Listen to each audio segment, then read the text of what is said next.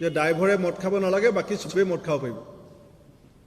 এই যিটো প্ৰৱণতা চৰকাৰে গঢ়ি তুলিব বিচাৰিছে যে ড্ৰাইভাৰে কেৱল মদ খাব নালাগে, গাড়ী চলাই থকা মানুহজনে কেৱল মদ খাব নালাগে, আৰু গাড়ীখনৰ ভিতৰতে যদি বাৰো বনাই লয় তেতিয়াও চৰকাৰৰ কোনো আপত্তি নাই।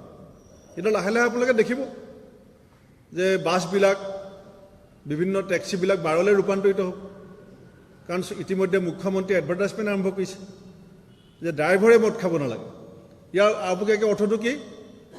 যে বাকী চবেই মদ খাব লাগে। কেলৈ? চৰকাৰক টেক্সৰ পইচা লাগে, চৰকাৰ চলিবলৈ পইচা নাই, চৰকাৰে ধাৰ লৈ লৈ ভাগি পৰিছে। নহয়, সেইকাৰণে কৈছোঁ আমি ভেৰি ভেৰি গুড পলিচি। নাই, সেইটোৱে কৈছে চি এমে ভাল কাম কৰিছে। সেইকাৰণে কৈছে চি এমে ভাল কাম কৰিছে যে বাটত ৰৈ পেলাই কেৱল ড্ৰাইভাৰজনে মদ খাই নে নাখায় ফুকিবলৈ দিয়ে, বাকী গাড়ীখনত বহি থকা চবেই যদি খাই বৈ ট্ৰং হৈ থাকে তাত চৰকাৰৰ কোনো আপত্তি নাই। কাৰণ চৰকাৰ টেক্সটো লাগে, মদৰ বিক্ৰী বাঢ়িব লাগিব। এতিয়া চৰকাৰে আওপকীয়াকৈ কি প্ৰচাৰ কৰিছে যে মদৰ যাতে গ্ৰাহকৰ বৃদ্ধি পায়, গাড়ীত বহি যিমান মদ খাই খাওক, খালি ড্ৰাইভাৰজনে খাব নালাগিব। কাৰণ চৰকাৰৰ মূল লক্ষ্যটো হৈছে টেক্স কেনেকৈ চৰকাৰৰ বেছিকৈ ঘৰলৈ আহে।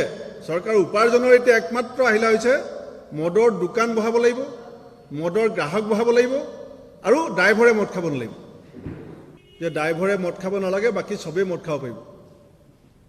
এই যিটো প্ৰৱণতা চৰকাৰে গঢ়ি তুলিব বিচাৰিছে যে ড্ৰাইভাৰে কেৱল মদ খাব নালাগে, গাড়ী চলাই থকা মানুহজনে কেৱল মদ খাব নালাগে, আৰু গাড়ীখনৰ ভিতৰতে যদি বাৰো বনাই লয় তেতিয়াও চৰকাৰৰ কোনো আপত্তি নাই। কিন্তু লাহে লাহে আপোনালোকে দেখিব যে বাছবিলাক, বিভিন্ন টেক্সিবিলাক বাৰলৈ ৰূপান্তৰিত হ'ব। কাৰণ ইতিমধ্যে মুখ্যমন্ত্ৰীয়ে এডভাৰটাইজমেণ্ট আৰম্ভ কৰিছে যে ড্ৰাইভাৰে মদ খাব নালাগে। ইয়াৰ আওপকীয়াকৈ অৰ্থটো কি? যে বাকী চবেই মদ খাব লাগে। কেলৈ? চৰকাৰক টেক্সৰ পইচা লাগে, চৰকাৰ চলিবলৈ পইচা নাই, চৰকাৰে ধাৰ লৈ লৈ ভাগি পৰিছে। নহয়, সেইকাৰণে কৈছোঁ আমি ভেৰি ভেৰি গুড পলিচি। নাই, সেইটোৱে কৈছে চি এমে ভাল কাম কৰিছে। সেইকাৰণে কৈছে চি এমে ভাল কাম কৰিছে যে বাটত ৰৈ পেলাই কেৱল ড্ৰাইভাৰজনে মদ খাই নে নাখায় ফুকিবলৈ দিয়ে, বাকী গাড়ীখনত বহি থকা চবেই যদি খাই বৈ ট্ৰং হৈ থাকে তাত চৰকাৰৰ কোনো আপত্তি নাই। কাৰণ চৰকাৰ টেক্সটো লাগে, মদৰ বিক্ৰী বাঢ়িব লাগিব। এতিয়া চৰকাৰে আওপকীয়াকৈ কি প্ৰচাৰ কৰিছে যে মদৰ যাতে গ্ৰাহকৰ বৃদ্ধি পায়, গাড়ীত বহি যিমান মদ খাই খাওক, খালি ড্ৰাইভাৰজনে খাব নালাগিব। কাৰণ চৰকাৰৰ মূল লক্ষ্যটো হৈছে টেক্স কেনেকৈ চৰকাৰৰ বেছিকৈ ঘৰলৈ আহে।